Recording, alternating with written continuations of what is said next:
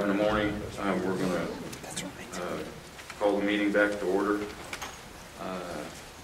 Suzanne, could you do roll call?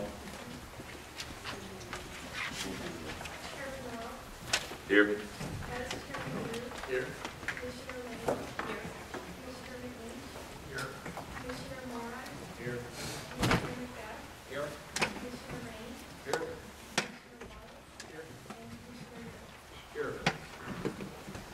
And County Vice Boards, could you just please stand?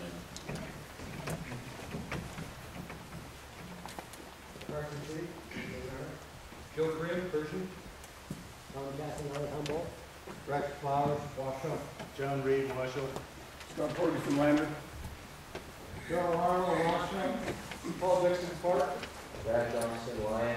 Matt Murray, Oakwood. Okay, we'll do the Pledge of Allegiance. Jeremy, could you please lead us? I pledge allegiance to the flag of the United States of America and to the republic for which it stands, one nation, under God, indivisible, with liberty and justice for all.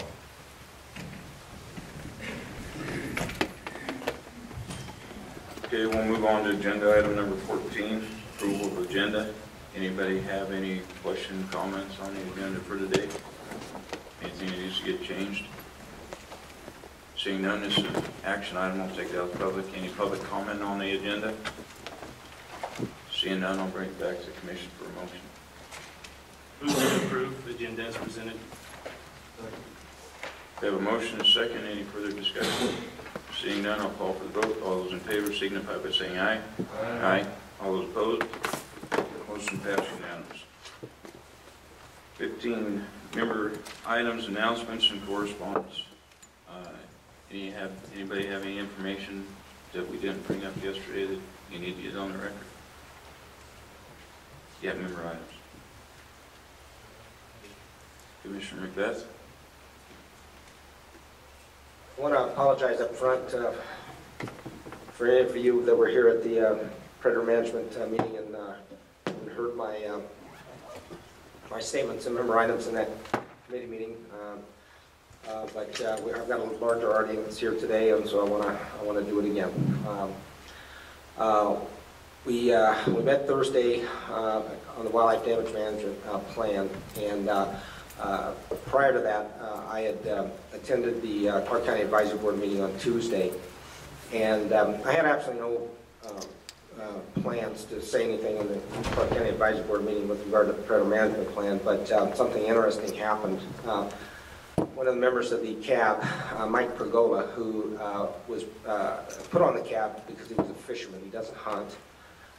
He basically is advocating a lot of action with regard to Lake Mead, and but he is a sportsman, and he's on the CAB, and as part of that, he read the predator management plan, and unsolicited, he made a comment during the meeting that basically questioned why sportsmen were spending millions of dollars on predator management plans that showed absolutely no benefit.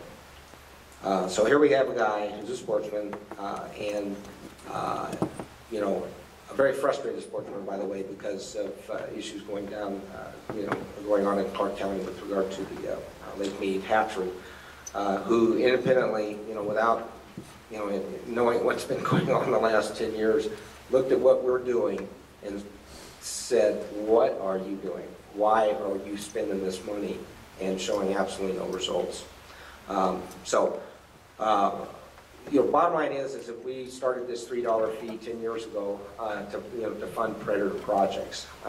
And after analyzing this, and I'm not a biologist, and I don't pretend to ever, have the background to be able to understand everything that's going on. But when I listen to the proponents of predator control, they put forth a very powerful and simple argument. And basically, it goes like this, that if you kill a predator, then that predator will never, ever kill another deer, antelope, sheep, elk again. And it's hard to argue that, and that is absolutely true. There is no escaping that fact. However, there's a big assumption there that somehow translates into something that happens on a landscape basis. And the bottom line is when you look at the predator management plan and you look at the results that the Department of Wildlife has put forth, the reports over this 10-year period have shown no significant differences in fawn adult deer ratios in the vast majority of the projects reported when compared to adjacent control areas. Sportsmen have spent approximately $4 million over a 10-year period and not seen any gains in mule deer populations, which have remained relatively constant over the last decade. Endowed biologists have attempted to explain why the projects have not worked. Taking out adult territorial coyotes brings in other coyotes, but if you leave a population of coyotes in there, Mother Nature is just going to explode the litter sizes of the coyotes, and we're going to end up with the same number or more coyotes than we had before. But do we really care? I mean, do we really have to understand the science of why predator management isn't working? Or do we just have to look at the results and ask ourselves, over a 10-year period, why are we doing this? Why are we spending the money on this? Now, as many sportsmen, I watched the Outdoor Channel, and I did see some biologists that were discussing this issue, and this biologist basically said that to maintain a deer herd at a static level, you need to remove 50% of the coyote population just to break even. And then he went on, he says, to show gains, to show an improvement in a deer herd, you have to remove 70% of the coyote population to show gains. I will submit that on a landscape scale the size of the state of Nevada, and our Great Basin topography, basin range, that it would be virtually impossible to remove 70% of the coyotes, given the methods that we have to use, which is, in effect for coyotes, aerial gunning. Maybe in the past it worked, when you could indiscriminately shovel poisons out airplane windows over the entire landscape. You could potentially kill 70% of the coyotes and keep them suppressed. Obviously, we can't do that anymore. And even if it was possible, even if we recruited, not only ramped up wildlife services, but we recruited the Fallon Naval Air Station and Nellis Air Force Base, and we got everybody out there slaughtering coyotes, I will submit that the cost would be astronomical. And we as sportsmen, and the public in general, would have to ask why in the hell we would do that.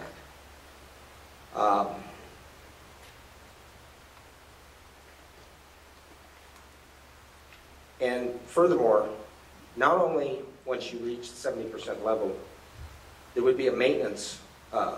You would have to maintain a certain level of predator control that would have to continue to suppress those coyotes to have any continual ongoing benefits. So, in the end, after 10 years, I believe sportsmen who are funding this program need to seriously question whether this is a wise use of sportsman dollars. I want to ask this question. What could we have spent those dollars on in the alternative? I can think of a lot. PJ thinning projects, which, by the way, would also help out the ranchers in the area. It opens up all kinds of different grasses, and for not only for the deer and ungulate population, but for the grazers, the cattle and elk. We could spend the money on guzzler projects. We know these things work. Endow is going to be bringing the 2014 Wildlife Damage Management Plan to us for review in the very near future. I'm calling on the cabs to take a serious look at these projects that are going to be coming forth in 2014 and challenge the use of our dollars spent on these projects. And if we do go forward with projects, we need to seriously look at the controls, the monitoring, and we should not go on and on and on with a project that is showing absolutely no benefit. Why would we spend our money on something that's just going down a rat hole? I will want you guys to start taking a look at NRS. I've been looking at it. It looks like that in the $3 predator fee portion of the statute, it indicates that we can spend this money on habitat projects. I've had discussions with our DAGs, and I think that we can maybe start seriously looking at redirecting some of this funds to better use. It's our money. It's your money. And I think it's time. Somebody gave me a definition that I want to share with you. It's basically a definition of insanity. Basically goes like this. Insanity is doing the same thing over and over again, but expecting different results. This quote was attributed to Albert Einstein, or either Albert Einstein or part of the basic text for Narcotics Anonymous. I think when independent people look at what we're doing, they're questioning our sanity right now. And I'm hoping that by raising this issue to this level, that we all start seriously thinking about what we're doing on this predator management. And I know that the proponents are very adamant about this program, but we have 10 years of data that says it's failing. It's failing. It is not producing. And if the answer is that we kill more coyotes, then we've got to seriously question whether we want to spend that kind of money on something that is going to have, where we really don't know what the benefits are going to be, and compare that to what we could have done with the money on other projects. I appreciate you letting me take the time to say this. Thank you.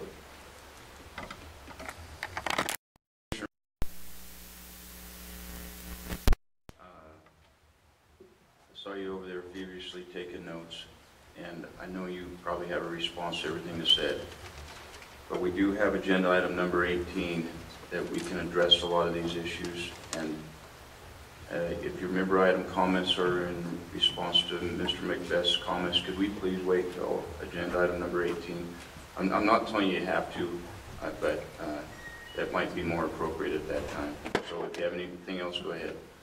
Main point was, Mr. Chairman, was that the previous speaker's comments were best left to number 18, that we're off subject as far as that goes. I was also going to mention that we had, they should be ranked 18, and also we mentioned that we did get some correspondence I'd just like to acknowledge was handed out this morning by Ms. Nappy, and it was sent out to us. And we also did get an email, I believe, overnight from Karen Boger, and I'd like to acknowledge that we did get those, and thank you.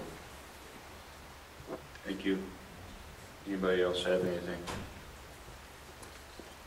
Seeing none, we'll close agenda item number 15 and move on to 16.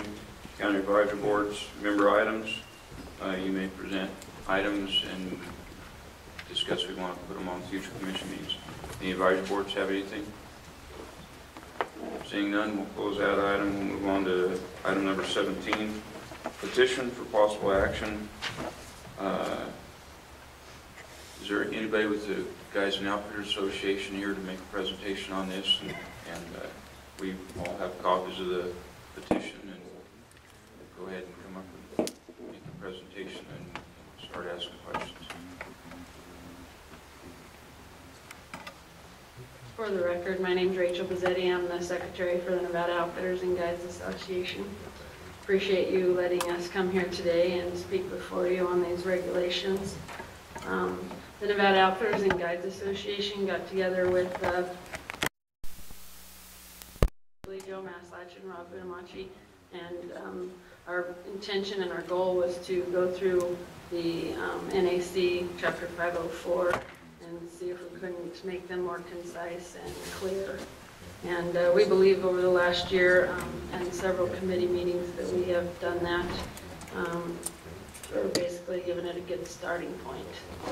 I won't run down page by page, but one of the big things that we did change is the dates. In the past, or as the original regulations read, the master guides and sub-guides would submit their issuance, or basically if you wanted to apply for a master guide license or a sub-guide license, you had to get that in by August 31st, and we changed that to May 31st of the current calendar year. And that basically will help the master guides and sub-guides out there who are busy guiding at the time or gearing up for it in August. We just pushed it back a little bit. And NDOW was in favor of that. Like I said, we met with them on these. So basically everywhere that there is that the regulations speak to applying for master guides or issuance of renewal, again, we push that date back to May, so not a big deal. A few little things like when you do send your application in, send it via certified mail through the UPS, FedEx, so that you have a copy of sending all the client records in, or your master guide's license or anything like that. It just helps tighten those things up. Instead of he said, she said, we mailed it and the department didn't get it. So another thing is the request for amendment of license, NAC 504-669. In the past, it's been that we had to have our paperwork in 10 days prior to getting a sub-guide's license, and that's just not feasible. It's not really workable. So we amended it to say in the case of an emergency situation, and we sort of followed it after Idaho's regulations there. In Idaho, the guides and outfitters have a regulation that says, you know, in the case of an emergency, which happens, you know, your sub-guide gets in a car accident or there's a death in the family. Those kinds of situations pop up all the time, and you know, if it's an elk hunt or whatever it is, and it requires at least 2 guides to take care of that. So we put that in there. Termination of employment of sub-guide, and I would really like to know if there's been a termination of a sub-guide and what the reasons are. And in the past, they wanted it, I think it was within 72 hours after terminating, and we changed that to 10 days, advising NDOW what the reason would be. So just if we're in the middle of hunting right then, it gives them a little leeway, makes it a little easier to operate your business.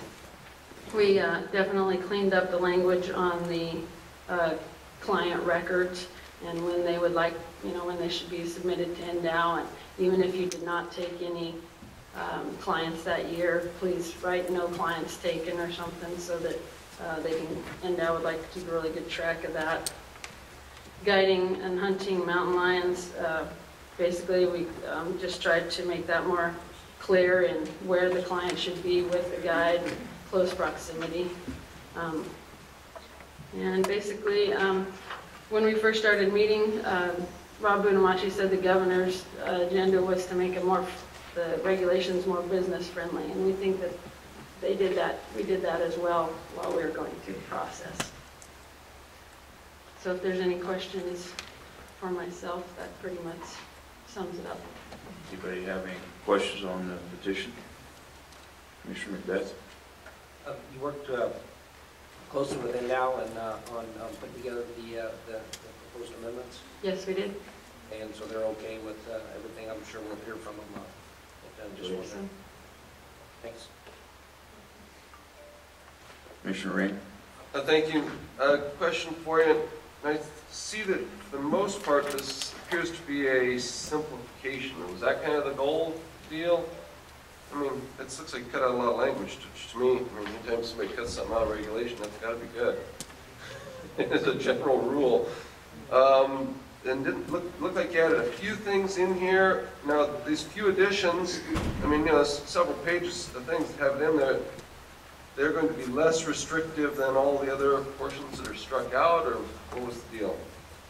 Well, like you said, we did try to simplify them in certain areas, and then in other areas, between end down and the guides, they felt like we needed to add more information in a few areas, just so there wasn't that question of, where exactly was the guide or the...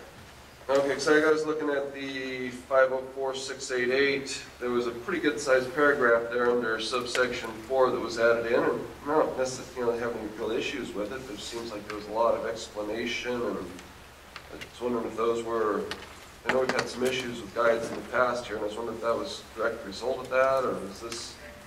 That was basically Rob can correct me if I'm wrong, but NDOW started requiring that outfitters maintain a guides logbook. Well, we've always maintained a guides logbook, but they required that sub-guides now maintain their own guides logbook, and the master guide have their own. And so I have to say that most of that language right there is NDOW wanting to try to make it so that when they turn their guides logbooks in, we can keep track. When a client says, he was dissatisfied with a hunt or whatever, we can actually trace back, the master guide can't say, well, it was this sub-guide and then that sub-guide doesn't have a book. So we did it, yes. NDOW had some specific language we wanted to add there, and the guides were okay with what was added there. This was not considered undue excessive paperwork. I mean, as I look at it, every time you got to submit another document, it's like, oh boy, how many people have had problems getting documents in, This was not considered an undue excessive further burden? It was. The guides did consider that. This Yes. portion? Yes. But in the end, there was some wording that we wanted in and some that they wanted in, and so.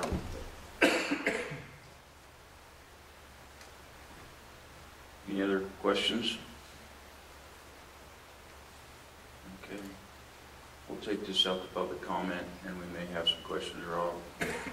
So, any public comment on this? Please come forward. Have you filled out a card by chance? Okay, thank you. Thank you, Mr. Chairman. Mitch Mazzetti, member of Nevada Outfitters and Guide Association.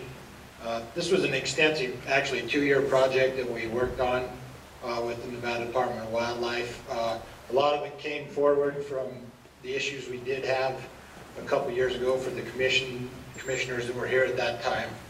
They probably remember the issues on the paperwork, that some guides' livelihoods were at stake over some paperwork. So we got together with NDOW and tried to correct some of those issues, give a little bit more lenience for the guides on the paperwork, but yet there's still responsibility to get that in. If they don't get it in, then there's consequences, and that's kind of what started the process. And then while we were in there, we thought we would just clarify on several of the language issues. If there was a lot of redundancy and stuff that really didn't partake to guiding, and that's some of the stuff we struck out of there, and things like that. We worked on the dates quite a bit. We tried to align those dates now more with like the U.S. Forest Service and the BLM requirement dates of when their paperwork is due. So everybody's kind of entering their paperwork at the exact same time.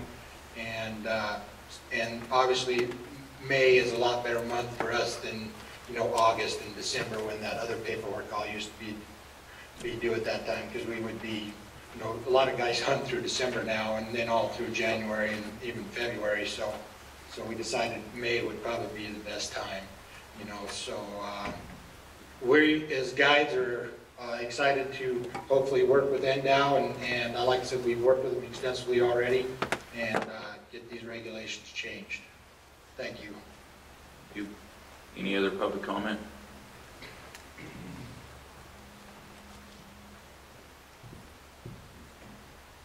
For the record, Matt Murray, Elko County. NOGA did come in front of our board last week, and present this, and we went through the entire petition with them, and Elko County is in favor, and hope that you guys will push this petition through. Mr. Harwood?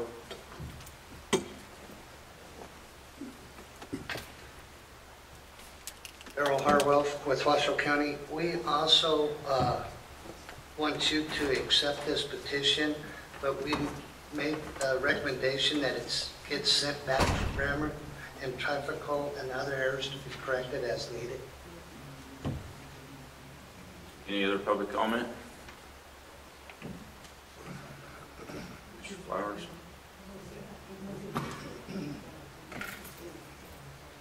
Rex Flowers speaking on behalf of myself.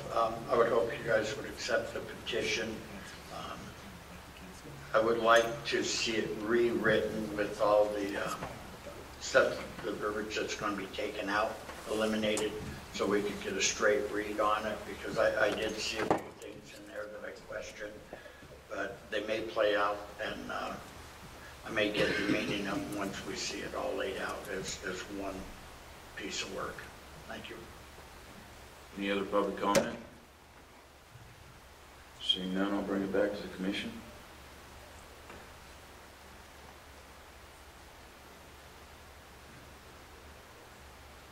Commissioner Rain, you always have something. I guess, and I don't see any real issue with this. And that's, I'll just go, with that. I mean, I've got, one little paragraph there. It seems like a little bit too much, but that requires further exploration, and it's worthy of further explanation. And therefore, seeing basically no opposition, please check yourself. But anyway, so where were we? But anyways, seeing that there was basically, no real, no negative stuff from Lindau. This was worked on obviously with them, or we would have heard otherwise by now. I see no reason not to move forward with this petition at this time and bring it forward in the appropriate and time-honored fashion of this commission. Commissioner Drew? Just a question for Chief Bonamici while he's coming up. Any questions or concerns on this, Rob? I mean, it sounds like you guys have been involved, so just want to get that on the record. For the record, Robb Bonamici, Chief Game Warden. We did work with the Guides Association on this, spent quite a bit of time on it. There's some cleanup that needs to be done. This is kind of just a rough draft of it. There was a little disagreement on certain issues and so forth, but we can work through any of those. We're comfortable with pursuing this. Okay, any other Commissioner Lane? Mr. Chairman, my understanding is that if we accept the petition, all we're doing is saying then that Endow will go and review the current regulations and then bring something back later on. Is that correct? Very correct, yes. It just starts the process for a right that, my understanding is this version came from the Guides and Outfitters Association. We accept a petition, then one would come forward from the department stating a similar, and then we would have chances at that point to make any adjustments to a regulation at that point. We're just accepting the notion of talking about it again. Commissioner Rain. Seeing that, I move to approve the petition as presented. Second. Got a motion and a second. Any further discussion? Seeing none, I'll call for the vote. All those in favor signify by saying aye. Aye. Aye. All those opposed? Motion passed unanimous.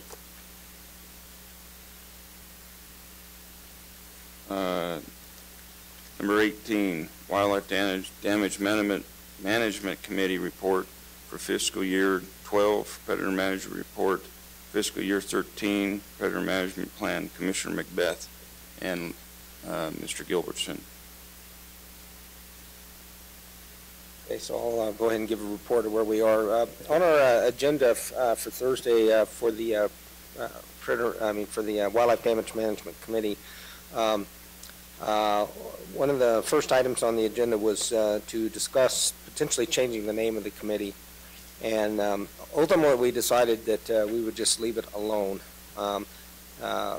Wildlife Damage Management Committee. And so it is somewhat confusing. A lot of people, think of it as, damage to crops by big game animals, but wildlife damage comes in different forms, and this particular one is pretty much dealing with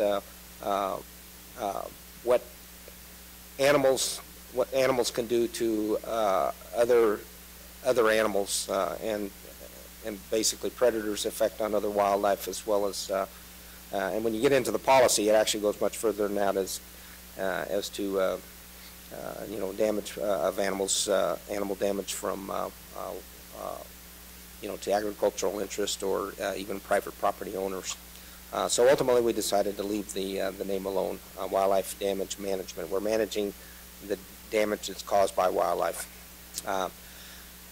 The next issue that the committee dealt with was we took a good hard look at what is the commission's authority over the wildlife damage management plan. We had to take a look at NRS 502-253 subsection 3, and what it's kind of hard to say if we actually came to a very definitive conclusion, but on the spectrum, it's clear that this is not solely the Department of Wildlife's plan, and that really the plan is a combined effort of the Department of Wildlife and Wildlife Services, and that the commission is supposed to give guidance. That is the word that is used in the statute, and the guidance, in respect to guidance, it makes a specific reference to our 501-181 subsection 1 or 2, anyway, which is our 3. Anyway, it makes specific reference to the commission's broad policy-making function. And so, clearly the department should be working with the commission to put together the plan. Whether the commission can dive into the details of a single project and override the department is a question. But rather than worry about that, I think we'll leave that issue to, if it arises. This issue is related to the next issue I'm going to talk about, which is policy number 25. Suffice it to say that I think the conclusion of the committee is that the commission clearly needs to be giving guidance. It needs to be timely. These plans are done on a fiscal year basis, July 1 to June 30th. We were looking at 2012, 2013. 2013 is almost over. We really should be starting the process right now on 2014.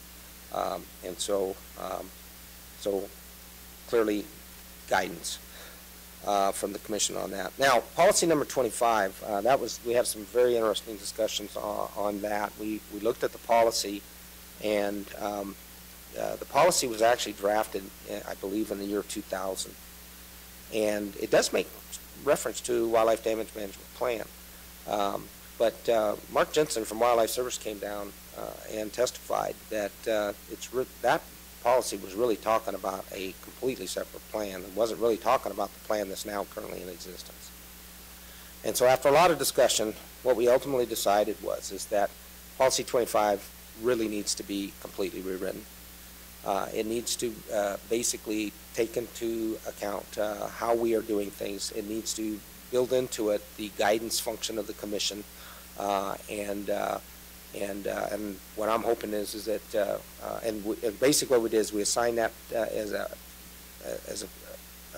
an obligation to put forth a first draft, have NDOW take that first stab It'll come back to the commission, come back to the CABs, come back to all the public. We'll get input from Wildlife Services, and what we're going to do is we're going to put together a new policy 25, and so that's going to be key. Then what we did is we reviewed the actual predator management plan. The department, Mr. Bradley, did a great job of kind of describing the 2012 projects, described the carry forward projects 2012 that are also continuing in 2013, and then he described a number of new projects that had come into play in 2013. We had a lot of discussion about one of those projects, and that was the coyote study. But in the end, given the timing and that we were really well late in the process, we ultimately decided that we would recommend to the commission that they only, and this was after consultation with the chairman, that we would only recommend that the commission approve projects 21, 29, and 30. Project 21 is the Raven Control Project, and all of these, the reason to maybe go ahead and approve these projects is that they all relate to sage grouse issues, and those are very critical issues right now, and I think the chairman wanted to discuss at the commission level maybe going ahead and approving those projects and making sure that those are going to move forward unimpeded.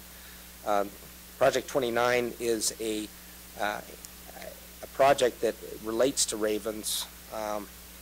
Actually, projects 29 and 30.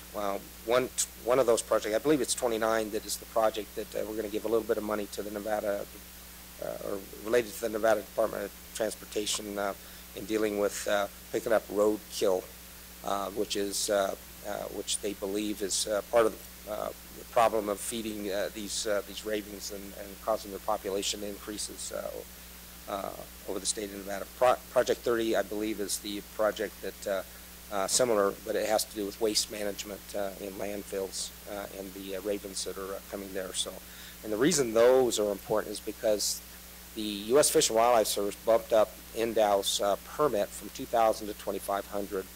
And one of the stipulations there was that the Department of Wildlife start doing non-lethal means, doing some actions that are non-lethal with regard to to the ravens, as a way to start dealing with the population explosion with regard to ravens. So the projects 29 and 30 are really our efforts to comply with U.S. Fish and Wildlife Service on their non-lethal methods, and so we can maintain that permit. Bottom line on ravens, as reported by the department, is we're killing as many ravens as we possibly can, given the amount of permit that was granted by the U.S. Fish and Wildlife Service. So I think that's it. Did I cover everything? I believe so. Commissioner Ray. All right. Need to start out with a couple points I know that were brought out earlier today and also at the meeting, and it seems to be a perception of some commission that, well, we've been shown some reports that are showing that predation management doesn't work, so therefore, well, of course it doesn't work. Well, of course much of it is working. So why are these reports showing that? The answer is politics. The past NDOW administration, which is no longer here, for political reasons, never believed that predation management control worked, and therefore deliberately and systematically over the past half-dozen years methodically tried to pick projects for whatever reason that just plain wouldn't show benefit. But despite that, the commission, over several iterations of commissions, has managed to maintain certain projects that have indeed shown dramatic successes. But then you say, well, why doesn't it show that on the paperwork? Well, who wrote the reports and what was their motivation behind writing those reports? We do have some very good biologists that worked hard on those projects and know far more about what those projects did on the ground and what the effects on the ground were than any of the people that wrote the reports. they have not been heard from. Indeed, they were deliberately ostracized from the system, systematically so, and that would be the very individuals who are in policy of the policy of the Board of Wildlife Commissioners acknowledged as the experts, and that's Wildlife Services. They had no part in writing those results. They're all trained biologists. They have degrees as much as anyone else. However, they do have one thing the other people do not, and that is the time in the field on those projects, and they know what's going on. And they weren't consulted on any of these results. They weren't consulted on the development of the projects. They were sent out to do a project. You're going to go here and do this. They asked if that was a good idea due to their expertise and their acknowledged expertise by the policies of the commission and just simply their time in the field. No, they were not. And of course the results came back showing from certain people at NDOW some unscientific, politically directed results, because that's what the way they were directed to do it. It's been the politics the last half dozen years. And sometimes things worked out a little better, and sometimes they worked out a little bit less better. So when we sit here and say, well, they didn't work, sorry, there are a few projects that looks like they didn't work, but there's a couple. There's several that look like they had dramatically good results, just depending on which biologist and which thing you look at. We're talking specifically Project 18, the Protection of Mule Deer in Unit 014 has shown dramatic success. And certain portions of what's currently Project 22, and it's gone through several iterations, but through several portions of Project 22, which is now called the statewide Mule Deer Big Game Enhancement, certain times, portions of that have shown dramatic successes. There was a couple of them been pointed out recently in the committee meetings, and they're shown in the results. Diamond Mountains, for example, Unit 144 was one that showed this most recent one, but there's been several others over the various years that this project's happened, and they need to be focused on. Several of these other projects might not be the best use of funds, and we're talking about ones that have been going on for a while. Because why are we looking at those? Because those that haven't been working are the ones we probably should think about either ending or limiting or changing. And like, for example, Project 6, the people that know what's happened to that, Wildlife Services, have not been consulted. When it was re-ramped to go up again, they needed to be in there at the conception of the redesign of that particular project, where it was going to happen. Project 18, instead of just continuing on as it is, they need to be consulted and seen, hey, you guys, you've been out there, I mean, who knows more about what's going on? The guy that's living in a sheep camp 120 days or 180 days out of the year, or somebody sitting there looking at some results of fawn sampling later.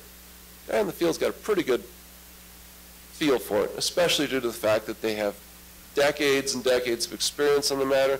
They have trained supervisors and the educational training in biological field and degrees from various universities to back that up as well. So, and hopefully I think the committee actually, that said, the results from the committee actually came out. There was some reasonability to it, what came out. There is a lot of things that need to be revamped in this.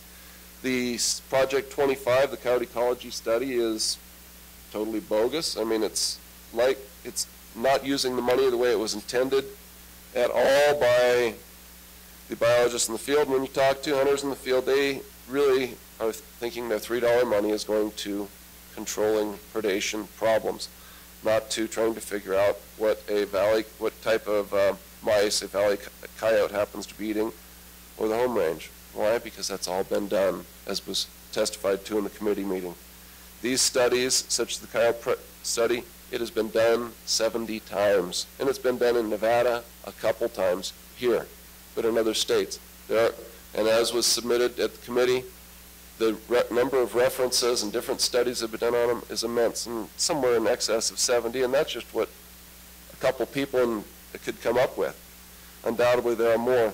The studies on the mountain lion, that has been done in Nevada far more extensively than this project will ever be able to with almost any amount of money that could be thrown at it now, because the way it was done. These studies have been done It's a waste of time to go ahead with them. And hopefully, I mean, it's very possible that the committee was actually in agreement with some of that, probably some small portion of that, but that there is a lack of merit in some of these projects, specifically the ones involving the report. The other point that was made at the committee meeting that should be reiterated here is that the various projects involving sage grouse, while they are all very good projects and definitely need to be funded, and we're talking specifically the Project 21 Common Raven Control for Sage Grouse, but as the commission actually mentioned 2 years ago when that project, or a very similar iteration of that project, was approved, and the year before that when a similar project was approved, they need to be coming from different funding. They need to come from the upland game bird stamp money.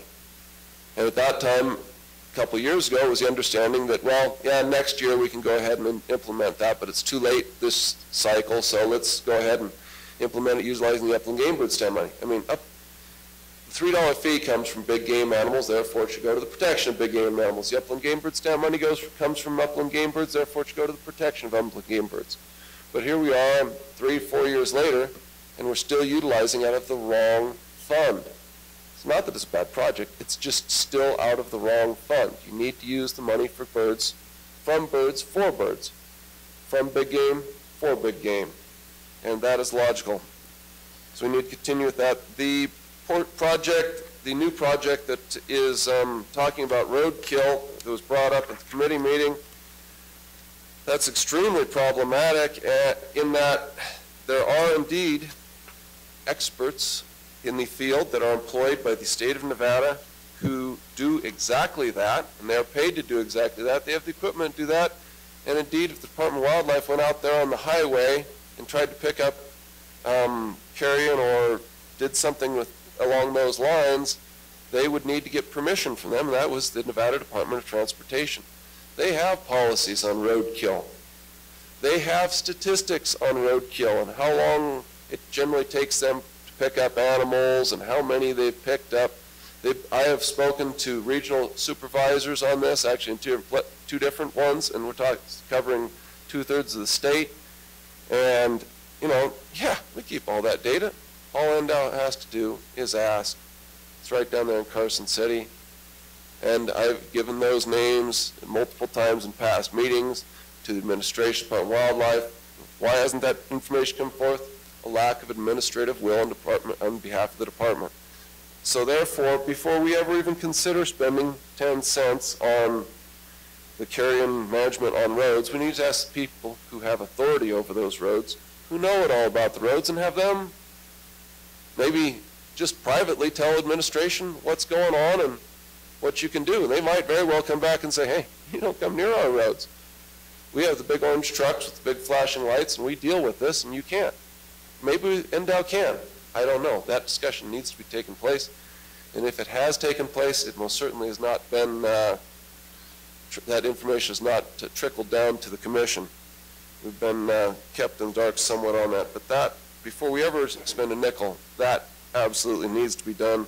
Landfill management, that's just, you can give suggestions, but these are all covered. The landfills are all covered by various private entities, public entities.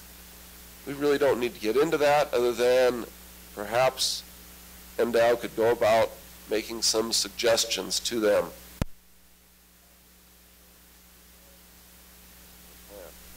Hey, we would appreciate it if you could look at your landfill and see what you can do about these problems that we're having with sage grouse due to ravens, et cetera, et cetera. But that's not something that this fund should be dealing with, nor any other fund other than simply administration going about and talking with those entities. So we most certainly don't have any authority on any of them to go and take unilateral action. You're going to have to go through a huge chain at of custody on each one and get permissions from each one. We really don't need to be doing that other than just as a general administrative advisory role, and the commission probably needs to have no more than a yes, that's a good idea role in that process. That'll cover it for now, Mr. Chairman. Commissioner Moore, aye. Thank you, Mr. Chairman. I think that where we are at today is the point where we realize that we've had a deficiency in dealing with the predator management plan and the process in which it goes through, and part of that is due to not having these committee meetings. We since we had this committee meeting, there have been several issues that have come up that we've been able to iron out. We've realized that our policy wasn't up to snuff. We realized that maybe we didn't have enough input at the proper timing in the actual plan. And I have to take responsibility for not having committee meetings on a timely basis because I was a member of the Predator Committee. I believe my personal opinion is on, we've heard comments both for and against whether predator management works. My opinion is that almost everything we do requires maintenance. If you get in your car every day and do nothing but drive it, at some point that car will quit running. And I believe that that applies to just about everything we go to do, whether it's the maintenance of our big game populations, whether it's the maintenance of our habitat, whether it's the maintenance of an irrigation system. If we don't do that, at some point it's going to quit working. I think another thing that we need to assess when we're looking at the success of predator management is what are our goals? And what I see over and over a lot of times in the report on these project summaries is, for example, a fawn to doe ratio. And while I don't disagree with using those numbers for input to your total assessment, I believe that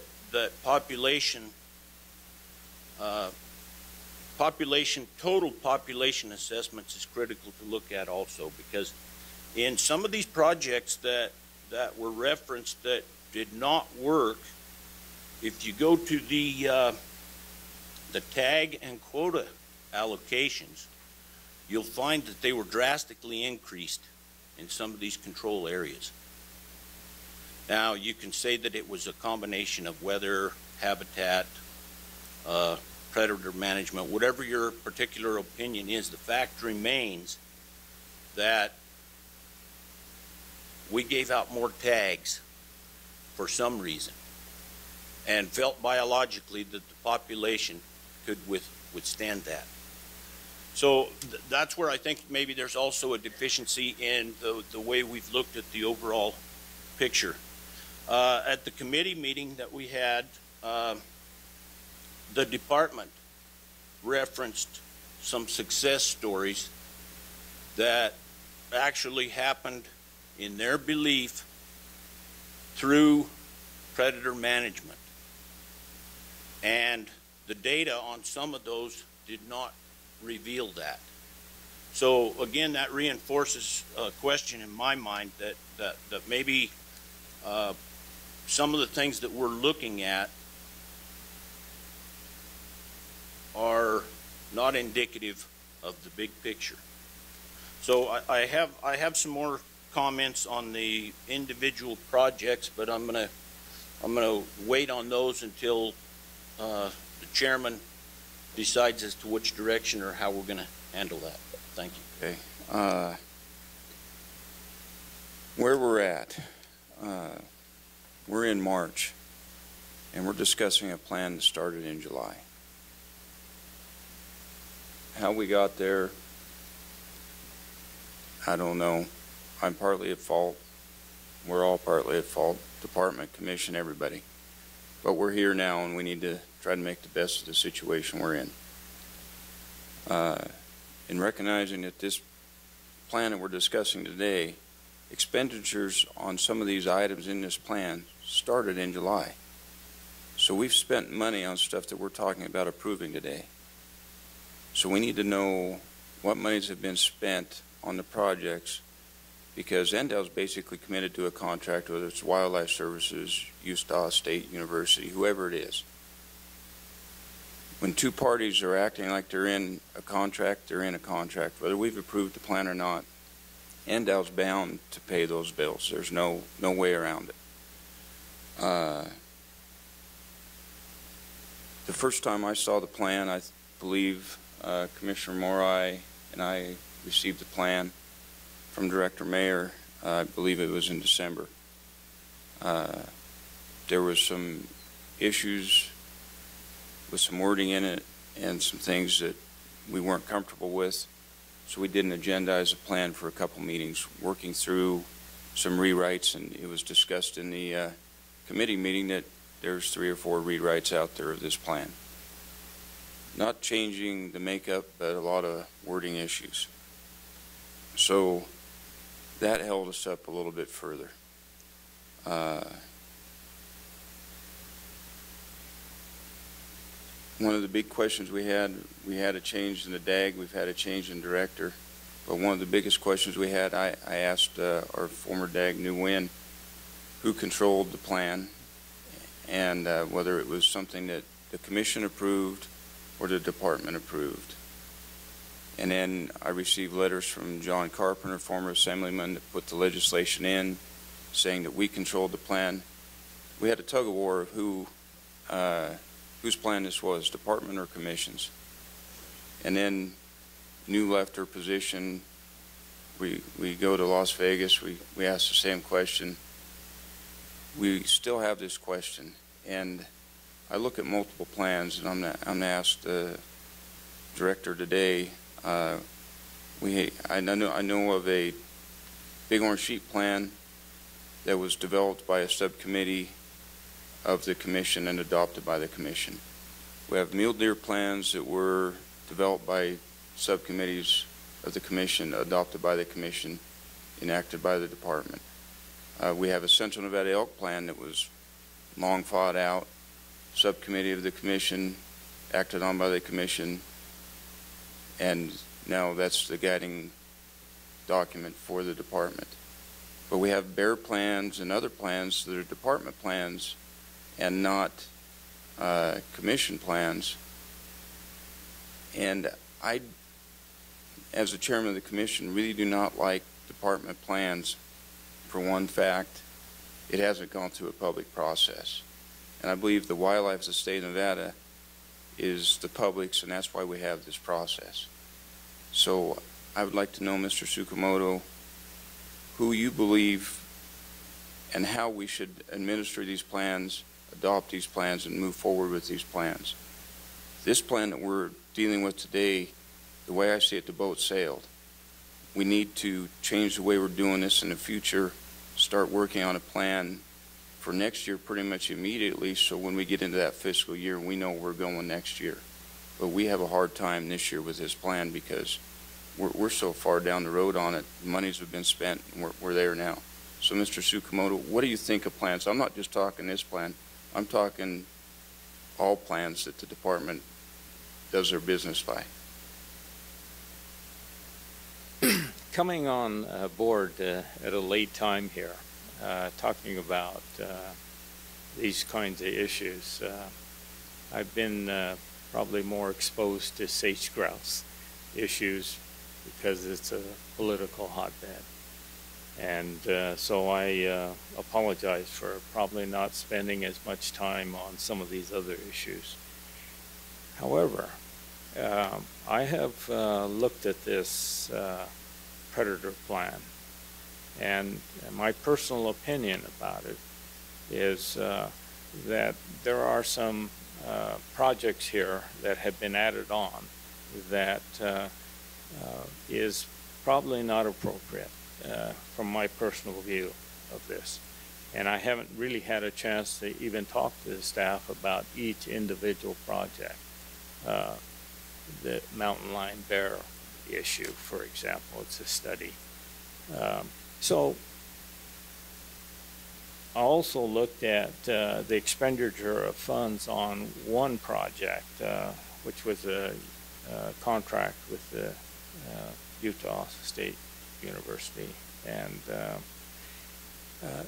that is purely a research study. So from my viewpoint, if we're talking about predator control, then and the charge that we're not going out there and actually removing predators to see what the effects of that is on the deer population or whatever, that this is probably not a good approach. So I've expressed that to our staff, that that's one project that I think we should terminate. It was provided by a staff biologist that is no longer with us, and so we have new people. My sense is that they all feel a little bit uncomfortable with that particular project. And I think that we can look at the contract and further see what the how we can terminate that project as soon as we can. So that's a major one, expenditure of funds. In terms of using these funds for sage grouse and raven control, you have to understand that sometimes there are some political influences that come along that weigh heavy on the department. And I can tell you that in terms of sage grouse, that heaviness is projected even at a higher level. And so you may think that it's not appropriate to do predator control for sage grouse. And I can tell you that my feelings about this is that we need to do something, especially with raven control, and that we need to show some results. And if we can't show the results because of the encumbrances that go with the territory, for example, the maximum number of ravens to be taken out of an area. And then I look at this shotgun approach about scattering raven control over many areas of sage grouse. I don't know if that's a good approach either. And that's my personal opinion there, because I'm coming Johnny lately on the scene. I would much rather have seen it done in a more focused area and put all the resources into that and to come to some conclusion as to the value of that here in the state of Nevada.